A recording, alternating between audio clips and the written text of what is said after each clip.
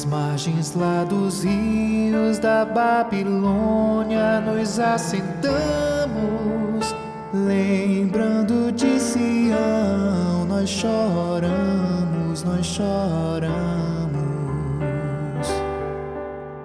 Lá nos salgueiros nós penduramos todas as nossas harpas, pois nossos opressores a nós pediam canções alegres.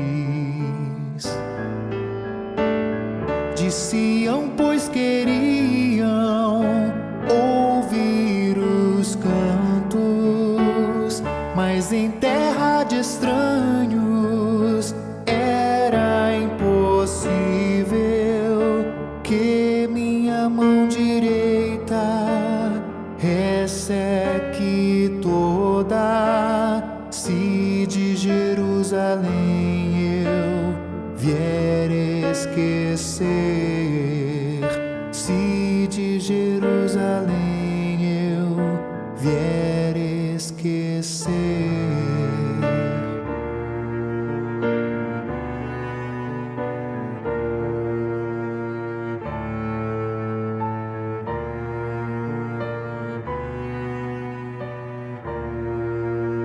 Se eu não lembrar de ti, que minha língua ao meu paladar se apegue. Se eu a Jerusalém não preferir ao regozijo dos filhos de Edom, lembra-te, Senhor, para seres contra, pois de Sião diziam até as bases arrasai-a.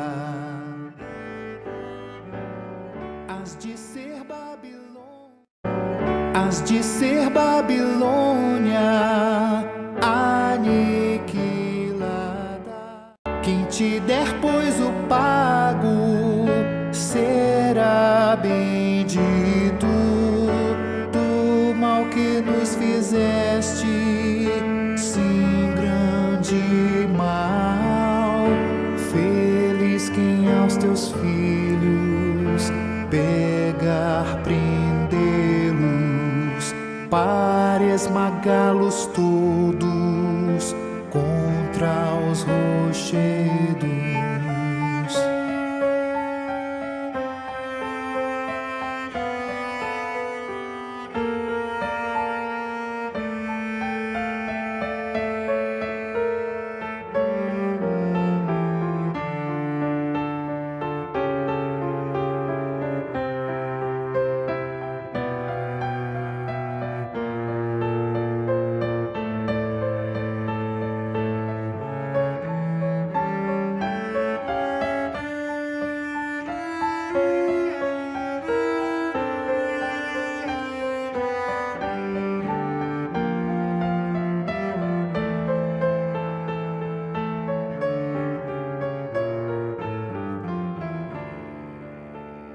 Olá, meus irmãos, saúdo a todos com a graça e a paz do Senhor Jesus Cristo.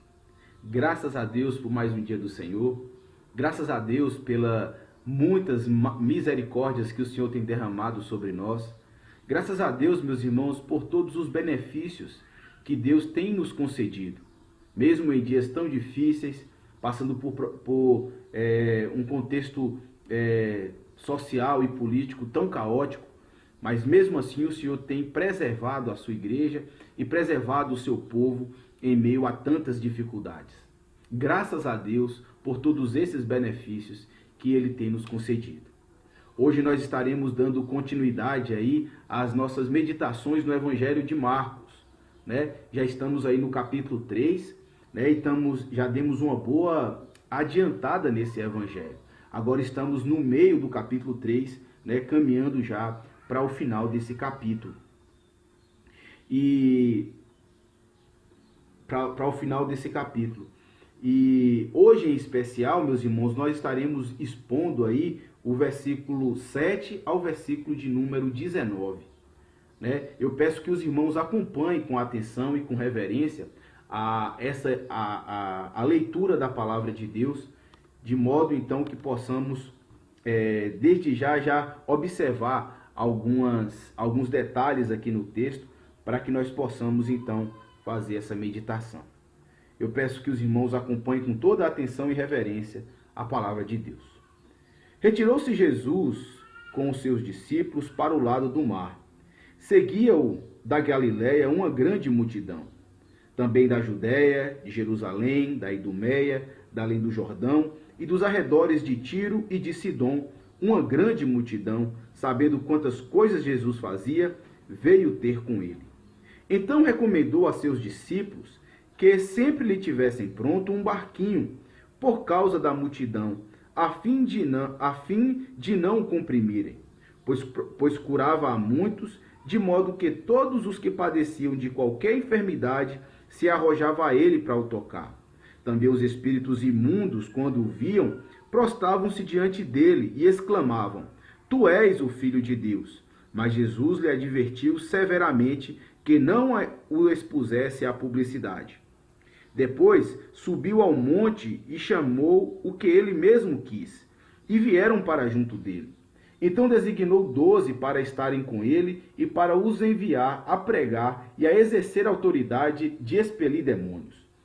Eis os 12 que designou: Simão, a quem acrescentou o nome de Pedro, Tiago, filho de Zebedeu, João, seu irmão, os quais deu o nome de Boanerges, que quer dizer filhos do trovão, André, Filipe, Bartolomeu, Mateus, Tomé, Tiago, filho de Alfeu, Tadeu, Simão Zelote e Judas Iscariotes, quem foi que o traiu. Vamos orar, meus irmãos, agora e pedir a Deus que abençoe a meditação na sua palavra. Oremos.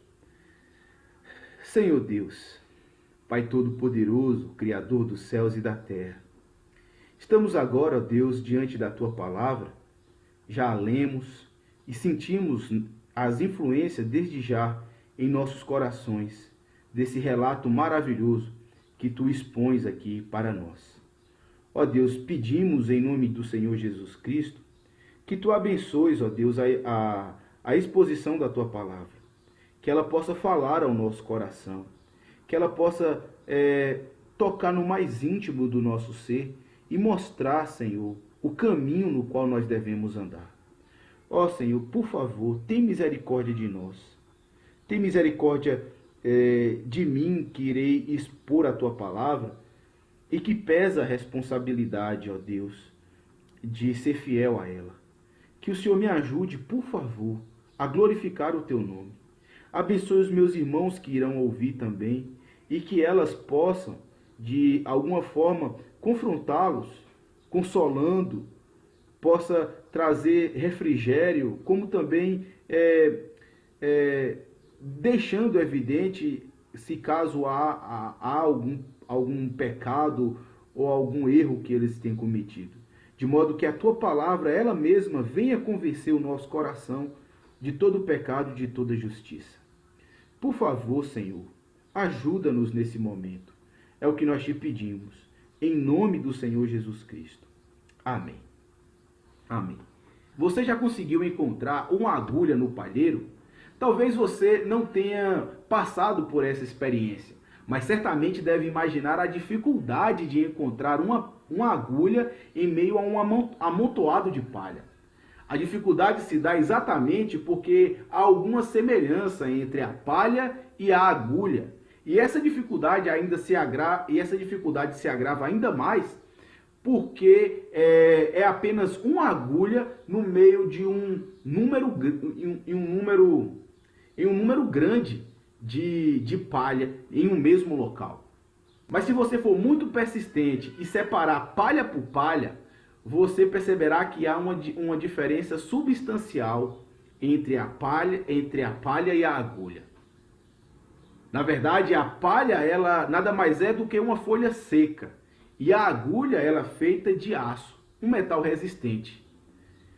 E essa dificuldade, meus irmãos, essa dificuldade que nós vemos, também encontramos no cristianismo. Nós temos passado por dias onde o número de cristãos no Brasil tem crescido de forma acentuada, né? Mas algo soa estranho para nós. Porque à medida que se cresce o número de cristãos no Brasil, cresce também a imoralidade, a corrupção e até mesmo a idolatria no Brasil. Como justificar essas coisas? Se a religião cristã é uma religião em que preza por valores nobres, e no Brasil existe essa religião como predominância, se espera que a sociedade ela apresentasse esses valores, né, inseridos aí no seu sistema. Mas infelizmente não é isso que nós observamos. E por que será que isso acontece? A grande verdade, meus irmãos, é que a grande maioria de pessoas que dizem ser cristãs, na verdade, elas não são discípulas de Cristo. E há uma grande diferença entre ser discípulo do Senhor Jesus Cristo e ser um seguidor dele. Na verdade, o número de discípulos de Cristo está tão escasso que é como se nós procurássemos, que é como se nós procurássemos uma agulha no palheiro. Mas como é que nós podemos encontrar e identificar um discípulo de Cristo?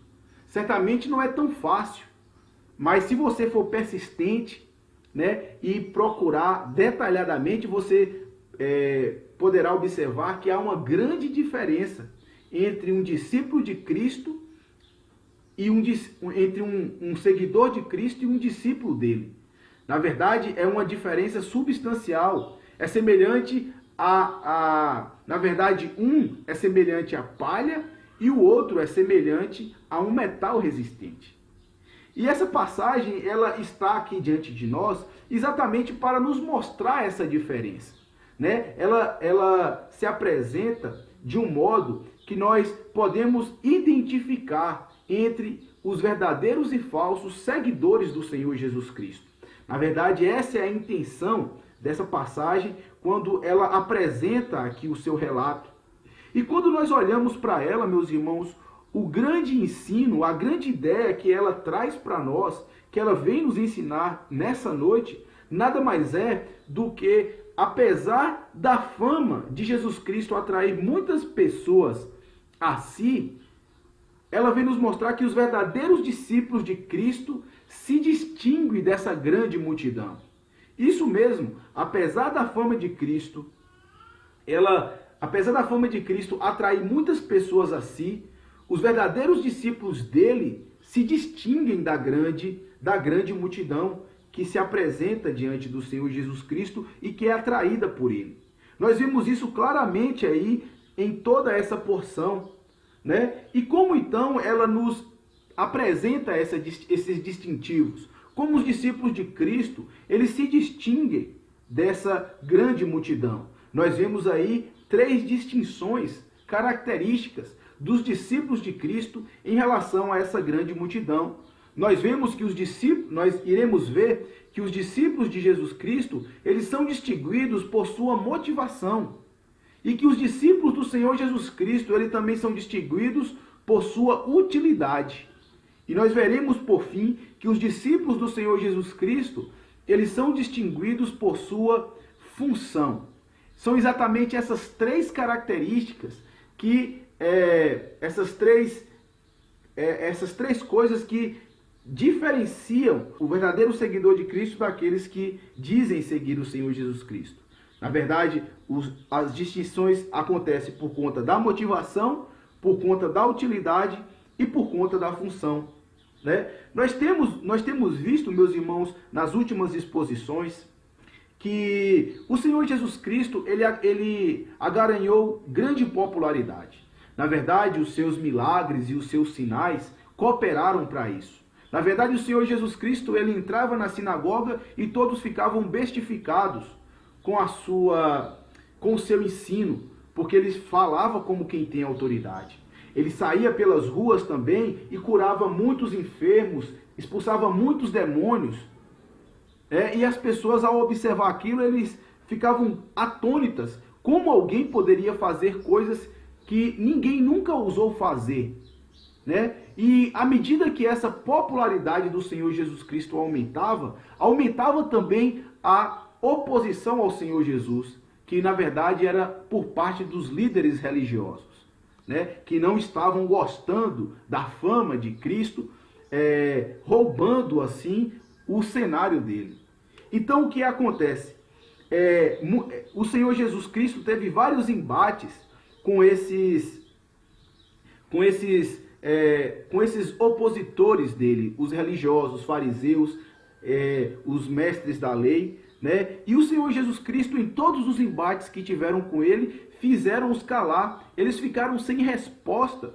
E não havia qualquer pessoa naquele contexto, no contexto daquela época, que pudesse encarar cara a cara com aqueles homens que eram altamente cultos. Mas aquele Galileu, né, aquele filho de carpinteiro, estava ousando fazer todas essas coisas. Então o que é que acontece? A fama do Senhor Jesus Cristo se espalha por toda a Judéia, Idumeia, pelas regiões de Tiro, pelas regiões de Sidom. Na verdade, todo Israel, já nesse período, se fazia conhecer o nome do Senhor Jesus Cristo, por causa das coisas que ele fazia, por conta dos milagres que ele realizava. E, na verdade, muitas pessoas passaram a segui-lo, né? Saíam de regiões longínquas, de tal modo a encontrar com o Senhor Jesus Cristo. E essa passagem, meus irmãos, ela vem nos alertar exatamente para o ponto de que, apesar da multidão que segue o Senhor Jesus Cristo, nem todos, na verdade, são discípulos dele. Muitas pessoas são motivadas por vários interesses a seguir o Senhor Jesus Cristo, mas apenas os seus discípulos têm distintivos característicos de cristãos, de pessoas que de fato o querem servir, né? E é exatamente isso que nós iremos ver nessa noite. Na verdade, veremos o que é que diferencia um verdadeiro discípulo do Senhor Jesus Cristo da grande multidão, da grande massa que se apresenta em dizer que segue a Cristo também. E nós iremos ver a partir de agora. Vejamos primeiramente, meus irmãos, a primeira distinção entre os discípulos de Cristo e os falsos seguidores dele. E essa distinção, ela se dá exatamente por conta da motivação. Veja o que diz aí o versículo 7, o versículo 8 e o versículo 13 dessa passagem. Diz assim: retirou-se Jesus com os seus discípulos para os lados do mar. Seguia-o da Galileia uma grande multidão, também da Idumeia, de Jerusalém, da Idumeia, da além do Jordão, dos arredores de Tiro e de Sidom. Uma grande multidão, sabendo quantas coisas Jesus fazia, veio ter com ele. Lá no versículo 3. Depois subiu ao monte e chamou o que ele mesmo quis, e vieram para junto dele. Aqui, meus irmãos, nós temos uma passagem na qual o Senhor Jesus Cristo havia acabado de sair daquele episódio com os mestres da lei, né? Onde o Senhor Jesus Cristo havia curado, num dia de sábado, um homem que estava com a mão mirrada, com a mão ressequida, um aleijado da mão, né? E aquelas pessoas, certamente o confronto com o Senhor Jesus Cristo foi acalorado, né? E o Senhor Jesus Cristo aqui nós vemos, então, ele se retirando para os lados do mar, da Galileia. E o que é interessante aqui é que o Senhor Jesus Cristo, ele chama algumas pessoas para irem com ele. E, na verdade, ele chama os seus discípulos. O texto chega a dizer que o Senhor Jesus retirou-se com os seus discípulos para os lados do mar. O Senhor Jesus, certamente, ele tinha ido para a sua casa, ou não, nós não sabemos especificamente, mas acontece que quando ele saiu daquele embate, a fim de se aliviar da pressão, pensar em outras coisas, ele saiu em direção ao mar. E chamou exatamente aqueles discípulos que eles estavam com ele. No entanto, com o passar do tempo, uma grande multidão, ao saber que o Senhor Jesus estava se direcionando para lá, segue também com ele. Mas o que eu queria chamar a atenção é exatamente para a motivação que cada uma dessas pessoas tinham em relação ao Senhor Jesus Cristo. Nós vemos que o primeiro grupo, o Senhor Jesus Cristo os chama para irem com ele, né? E o segundo grupo, eles vão a Jesus por causa das coisas que ele fazia, né? Por conta das coisas que ele realizava. E essa, meus irmãos, é a grande diferença que há entre um verdadeiro crente e um discípulo e um seguidor do Senhor Jesus Cristo. Na verdade, o discípulo do Senhor Jesus Cristo, ele o segue por conta que ele foi chamado a seguir o Senhor Jesus Cristo. Não partiu necessariamente dele, mas partiu primeiramente do Senhor Jesus em querer que ele o seguisse. Nós vemos aí a história de Pedro, de Tiago, de André, de João, né? Quando estavam pescando, o Senhor Jesus se apresentou para ele e disse: segue-me. E eles, deixando tudo, o seguiu. O Senhor Jesus foi quem os chamou. Do mesmo jeito aconteceu com Mateus, né? Que é Levi, o publicano que trabalhava na coletoria. Ele estava trabalhando, o Senhor se apresentou diante dele e disse: segue-me. E ele imediatamente deixou tudo e passou a seguir o Senhor Jesus. E nós vemos a mesma coisa, meus irmãos, acontecer no versículo de número 13. Ali no momento em que o Senhor Jesus ele estava subindo ao monte para que ele pudesse escolher os seus discípulos, né? Então é dito aqui que o Senhor Jesus chamou aqueles a quem ele quis. E esse é o grande ponto e a grande diferença entre os discípulos do Senhor Jesus Cristo e aquelas outras pessoas que estão seguindo após Jesus. Na verdade, é a motivação que tem no coração de cada um deles. Em um, o próprio Cristo é quem os chama. E eles, em uma atitude de submissão e reverência, eles então passam a seguir o Senhor Jesus Cristo. Os outros não. Os outros é exatamente por conta de uma motivação egoísta e de uma motivação particular que diz respeito apenas a si próprio, em se beneficiar do Senhor Jesus Cristo. E é essa a primeira distinção em que o evangelista Marcos ele nos apresenta. E isso, meus irmãos, é algo que deve chamar nossa atenção, que nós devemos colocar em xeque o nosso cristianismo e perguntar para o nosso próprio coração qual as nossas verdadeiras motivações em seguir ao Senhor Jesus Cristo. Por que você segue o Senhor Jesus Cristo? Por que você é um discípulo do Senhor Jesus Cristo? Será que o Senhor Jesus Cristo o chamou para ser discípulo dele? Ou você passou a segui-lo por conta de algo que você encontrou de vantagem nele? Na verdade, nós vemos isso com muita predominância hoje no cristianismo do Brasil. Muitas igrejas, elas apresentam o Senhor Jesus Cristo como um milagreiro, como um amuleto da sorte, como alguém que está pronto a lhe dar tudo o que é necessário. Ele é a pessoa que vai fazer o seu casamento feliz, ele é a pessoa que vai lhe dar um emprego, ele é a pessoa que vai fazer com que você troque de carro todo ano, que você não tenha uma doença. Então, essas coisas é o que movem muitas pessoas a irem à igreja. E como já disse um grande pregador, na verdade, igrejas carnais, elas são cheias de crentes carnais. Crentes que estão interessados apenas no benefício que Cristo pode lhe dar, em vez de segui-lo em submissão e interesse a eles. Por isso, meus irmãos, fica o primeiro alerta para nós, fica a primeira advertência.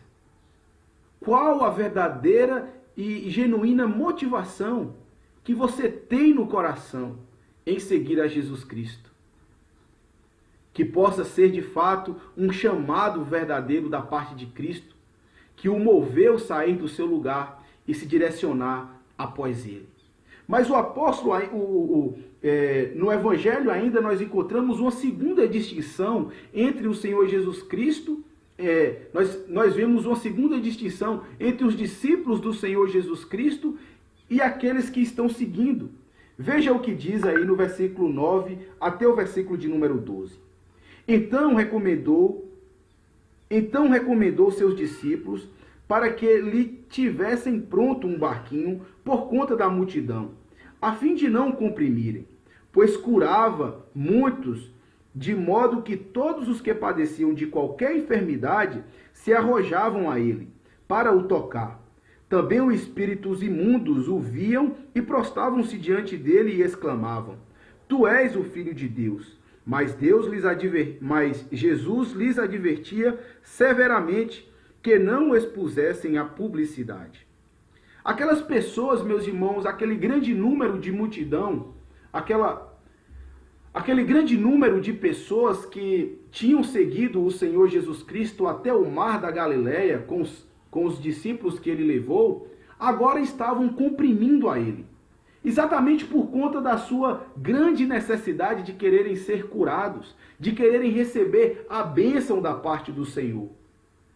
Né? E o que nós vemos aqui é que essas pessoas, elas queriam muito ser curadas, a tal ponto que elas se lançavam ao Senhor Jesus Cristo para o tocar e serem curados da sua enfermidade. No entanto, quando nós olhamos para a pessoa, nós observamos aqui que o Senhor Jesus Cristo, ao ser comprimido por aquelas pessoas que se lançavam a ele recorre aos seus discípulos, recomendando que eles lhe preparassem um barquinho, de tal modo que estivesse pronto, para que em momentos assim ele pudesse se retirar um pouco mais da costa, né, perto da praia, e aproximar-se mais do rio, do mar, a fim de que ele não fosse apertado pela multidão. A segunda característica, então, e o que se apresenta aqui é exatamente que os discípulos, eles prepararam esse barquinho para o Senhor. Nós vemos aí o Sermão do Monte, né? O Senhor Jesus apresenta aquele sermão exatamente em cima de um barco, né? Que na verdade ele utilizou-se dessa prerrogativa para que a multidão não viesse tocar tanto nele. Então, os discípulos do Senhor, eles prepararam um barquinho para ele, enquanto que os outros, eles ficavam apertando a Cristo. A grande diferença que nós vemos aqui, meus irmãos, entre os discípulos de Cristo e aqueles que o estavam seguindo, está exatamente na utilidade de cada um. É estranho quando nós observamos quando igrejas estão sendo fechadas por qualquer motivo, sem uma justificativa plausível, ou então quando nós vemos o evangelho sendo adulterado nas mais diversas igrejas, porque o que é esperado dessas pessoas é que eles cooperem com o reino de Deus. Mas o que nós vemos muitas das vezes é que eles estão atrapalhando a disseminação do evangelho de Cristo. Hoje, muitas das vezes, os cristãos, eles são vistos exatamente como pessoas que são más, pessoas ruins, exatamente por conta da má influência de outros cristãos inseridos no meio evangélico. Na verdade, eles pensam que eles colocam todo mundo em um mesmo pacote e diz assim: isso é ser cristão, isso é ser um crente. E acaba que o nome dessas pessoas acabam sendo manchadas exatamente por conta da má conduta em que outras pessoas estão tendo dentro do evangelho, dentro do cristianismo. Então, meus irmãos, o que deve se esperar do verdadeiro discípulo do Senhor Jesus Cristo? Na verdade, o que nós devemos fazer é confrontar essa oposição, esse mau testemunho, na verdade, com a prática da verdade, nos firmando ainda mais e alicerçando como os discípulos do Senhor Jesus Cristo. Nós fomos chamados, nós fomos capacitados pelo próprio Senhor com o seu Espírito, a fim de que nós pudéssemos produzir bons frutos para Ele. E é isso que nós devemos fazer. Aqueles que nos caluniam devemos responder com boas obras, a fim de que Deus seja glorificado entre os homens. Não é porque a oposição se levanta, não é porque o nome do Evangelho tem sido deturpado na boca de muitas pessoas, que nós devemos cruzar os braços e se entregar a essa condição. Pelo contrário, devemos nos apropriar do chamado que Cristo nos fez e então levar adiante a sua obra. Por isso que você que é cristão tem uma grande responsabilidade de ser caracterizado pela obediência, pela utilidade na obra de Cristo. Porque do contrário, você estará fazendo também um grande desserviço à obra que Cristo começou aqui na terra.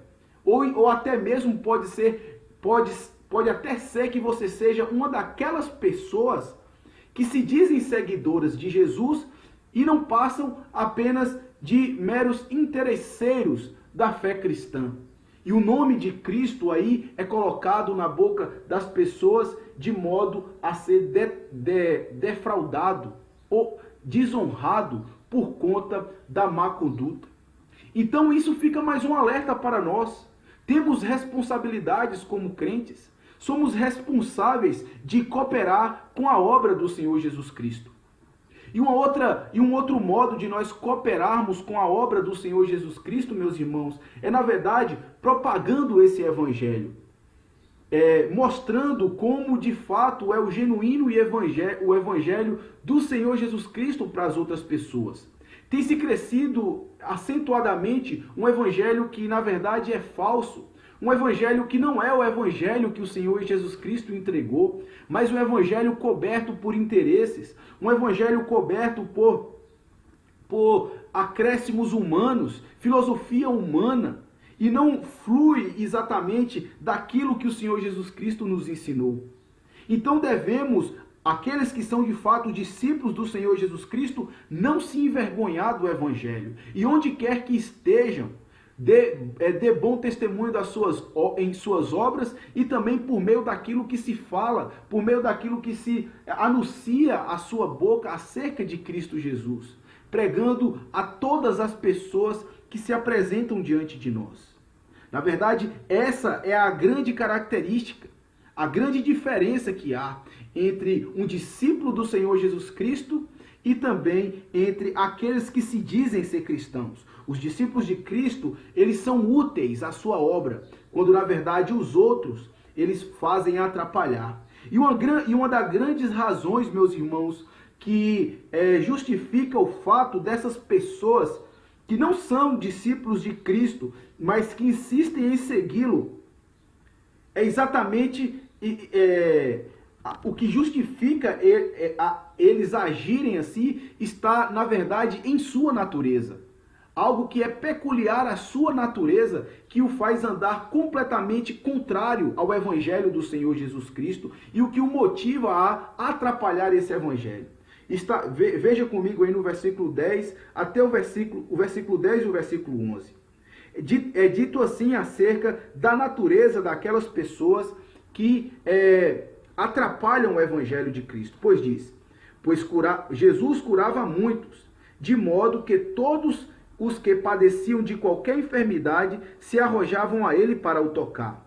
Também os espíritos imundos, quando o viam, prostravam-se diante dele e exclamavam, Tu és o Filho de Deus. Se você reparar bem, meus irmãos, tem duas palavrinhas aí importantes que diferenciam, que nos apontam para a natureza dessas pessoas que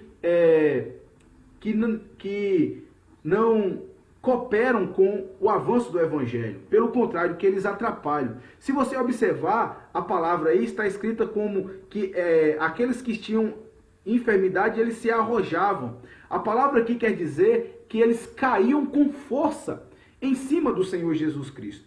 E no versículo 11, nós vemos aí os demônios, os espíritos imundos que prostravam-se diante do Senhor Jesus.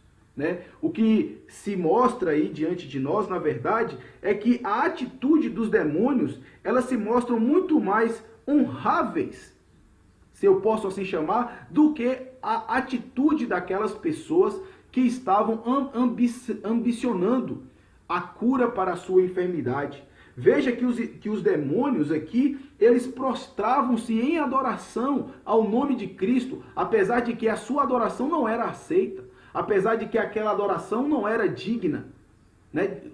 O Senhor Jesus não aceitava aquela adoração.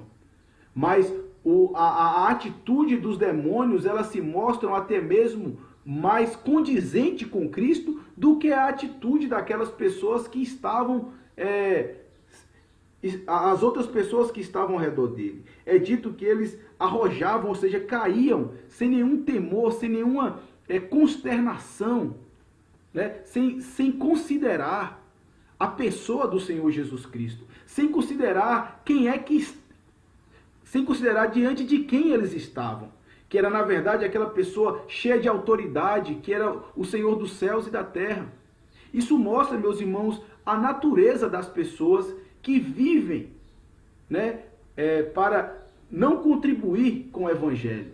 Na verdade, eles estão em uma condição mal, em uma condição negativa, em uma condição ruim diante de Deus. São inimigos de fato, inclinados a tudo aquilo que é contrário ao Evangelho do Senhor Jesus Cristo. Na verdade, em outras palavras, a crítica de Marcos aqui é mostrar que aquelas pessoas eram piores do que os demônios.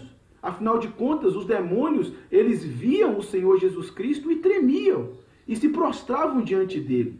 Quando, na verdade, essas pessoas, ao ver o Senhor Jesus Cristo, se aproximavam sem temor nenhum. Isso é algo que diz respeito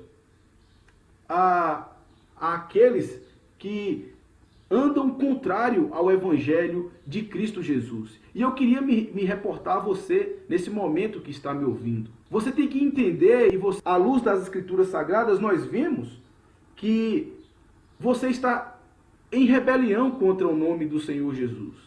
Você é um rebelde diante de Cristo. A sua natureza, ela vai contra a natureza do Senhor Jesus Cristo. E é importante que você se converta. É importante que você se arrependa dos seus pecados. É importante que você reconheça a sua condição má, porque do contrário, você terá a mesma sorte que os demônios teriam. Cuidado, meu querido amigo. Cuidado, você que está me ouvindo nesse momento. Se você é alguém que não anda nos caminhos de Cristo, que não foi chamado pelo Senhor Jesus Cristo a uma vida de discipulado, a sua natureza não é melhor que a dos demônios. Você certamente é alguém que se coloca contra o Evangelho de Cristo. E é necessário que você se arrependa, é necessário que você volte atrás, é necessário que você veja os seus caminhos, porque do contrário, a sua sorte será como a deles. Que Deus tenha misericórdia. Então, meus irmãos, nós vemos aqui a grande distinção entre os discípulos do Senhor Jesus Cristo e aqueles que estão lhe seguindo. E essa distinção, ela se mostra exatamente na utilidade que cada um tem com a obra do Senhor, do nosso Deus. E a terceira e última distinção que nós vemos aqui no Evangelho de Marcos, ela se encontra do versículo 14 até o final. E essa distinção nada mais é do que a função que os discípulos têm no reino de Deus. Diz assim o versículo 14 até o final do versículo. Então designou 12 para estarem com ele, para o enviarem a pregar e a exercer autoridade de expelir demônios. Eis os 12 que designou: Simão, a quem acrescentou o nome de Pedro, Tiago, filho de Zebedeu, João, seu irmão, e aos quais deu o nome de Boanerges, que quer dizer filho do trovão. André, Filipe, Bartolomeu, Mateus, Tomé, Tiago, filho de Alfeu, Tadeu, Simão Zelote e Judas Iscariotes. Aqui, meus irmãos, nós vemos já o Senhor Jesus em um outro cenário. Depois que aquela grande multidão foi despedida, depois que o Senhor Jesus já havia feito várias curas naquelas pessoas, então ele se retira para um local mais isolado, né? E ele sobe agora a um monte. E veja a especificidade do Senhor Jesus Cristo agora em chamar os seus discípulos. No versículo 13 nós vemos que o Senhor Jesus Cristo chamou aqueles a quem ele quis, para que eles pudessem subir junto com eles. Ou seja, Jesus não chamou pessoas que vinham direto da multidão. Jesus não chamou pessoas que estavam na multidão, mas Jesus chamou pessoas que estavam entre os seus discípulos, para então poderem levar adiante ainda mais o seu trabalho. Pessoas que lhe eram úteis, pessoas que foram chamadas e pessoas que lhe eram úteis ao Evangelho, agora são escolhidas para que eles possam dar prosseguimento ao trabalho do Senhor Jesus Cristo. E é dito aqui no versículo 14, a forma como o Senhor Jesus Cristo, a função que o Senhor Jesus Cristo os entregou, diz assim: então designou 12 para estarem com ele e para os enviar a pregar, a exercer autoridade e expelir demônios. Nós vemos aqui, meus irmãos, o Senhor Jesus Cristo escolhendo entre os seus discípulos aqueles que lhe seriam os apóstolos, aqueles que dariam continuidade, receberiam a autoridade do Senhor Jesus para que pudessem fazer exatamente as mesmas coisas que o Senhor Jesus Cristo fazia. Né? Os apóstolos, então, eles se mostram aqui como pessoas que exercem funções dentro do discipulado cristão. E, na verdade, meus irmãos, todos os crentes, ele tem a sua função específica dentro do reino de Deus. Ainda que muitos são chamados, mas nem todos exercem função de liderança, todos os cristãos, eles têm uma função específica no reino de Deus. E foi assim com os apóstolos. Os apóstolos, eles foram escolhidos do meio dos discípulos para que eles pudessem ser, dar continuidade à obra de Deus na terra, à expansão do Evangelho. E o que nós vemos ainda é que o Senhor Jesus,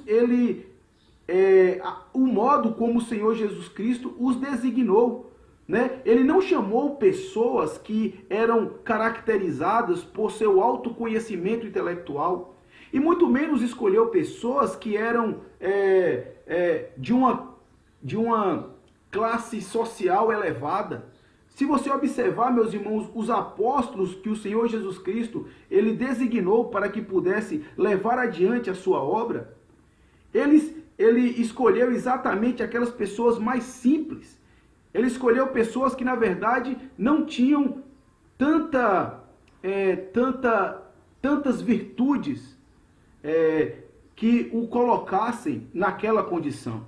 Na verdade, o Senhor Jesus, ele não chama pessoas preparadas para exercer as funções dentro do seu reino. Na verdade, ele escolhe pessoas para que eles sejam preparados para a função, né? Se você observar bem, é dito aqui que o Senhor chamou os discípulos para estarem com ele. Ou seja, aqueles discípulos, eles iriam aprender durante aqueles 3 anos de ministério do Senhor Jesus aqui na terra, a fim de saber como deve dar prosseguimento à sua obra. Ou seja, eles olhavam para Jesus e Jesus os ensinava por meio das suas obras e por meio das suas obras e por meio dos seus ensinos. E era esse o modo como os apóstolos do Senhor Jesus foram educados e disciplinados nessa instrução. E assim também acontece com todos nós, como os discípulos de Cristo Jesus. Quando entramos para o reino de Deus, não fizemos por conta de algo que há peculiar em nós, mas por conta que Deus, ele quis nos chamar para que nós pudéssemos ser capacitados a exercer tal função. Por isso, meus irmãos, isso é algo consolador para nós, principalmente entendendo quem de fato nós somos, sabendo de onde nós viemos e sabendo o que é que nós encontramos dentro de nós. O Senhor Jesus, ele nos escolhe não segundo o mundo vê, mas segundo Jesus, ele nos escolhe não porque estamos preparados para a obra, mas ele nos escolhe para que nós possamos ser preparados nela para a expansão do seu reino. Que Deus, meus irmãos, Ele possa aplicar essas verdades no seu coração.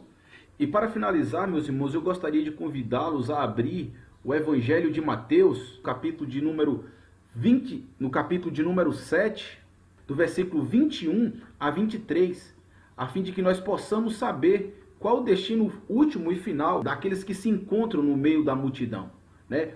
O Evangelho de Mateus, no capítulo 7, no versículo 21 a 23, diz o seguinte: nem todo o que me diz Senhor, Senhor, entrará no reino dos céus, mas aquele que faz a vontade do meu Pai que está nos céus. Muito naqueles dias hão de dizer-me: Senhor, Senhor, porventura não temos nós profetizado em teu nome, e em teu nome não expelimos demônios, e em teu nome não fizemos muitos milagres? Então lhe direi explicitamente: nunca vos conheci, apartai-vos de mim, os que praticais a iniquidade. Aqui está, meus irmãos, o grande detalhe e a grande linha divisória entre aqueles que são de fato os discípulos de Cristo e aqueles que pertencem à multidão. Não é porque se diz Senhor, Senhor, é necessariamente um discípulo de Cristo, mas exatamente aquele a quem o Senhor conhece. E a grande pergunta que deve vibrar em nosso coração é exatamente essa: será que você é alguém conhecido da parte do Senhor Jesus Cristo? Será que nós somos conhecidos da parte do Senhor Jesus Cristo? Se essa pergunta, meu irmão, não for respondida com toda sinceridade e com toda convicção no seu coração de que o Senhor Jesus lhe conhece, certamente a sua porção ela está reservada com aqueles que andam na multidão, no meio da grande multidão. Que Deus, meus irmãos, possa ter misericórdia de nós e sermos conhecidos da parte do Senhor Jesus Cristo. Que Ele nos abençoe e nos guarde de todo mal. Amém. Vamos fazer uma oração. Senhor Deus, eu quero agradecer a Ti pela Tua palavra que nós acabamos de ouvir. Pedimos ao Senhor que tenha misericórdia de nós, que o Senhor possa perdoar os nossos pecados, que possa apagar as nossas transgressões e que o mais importante, Senhor, de tudo, nós possamos ser conhecidos pelo Senhor. É a nossa oração, em nome de Cristo Jesus. Amém. Hás de ser Babilônia.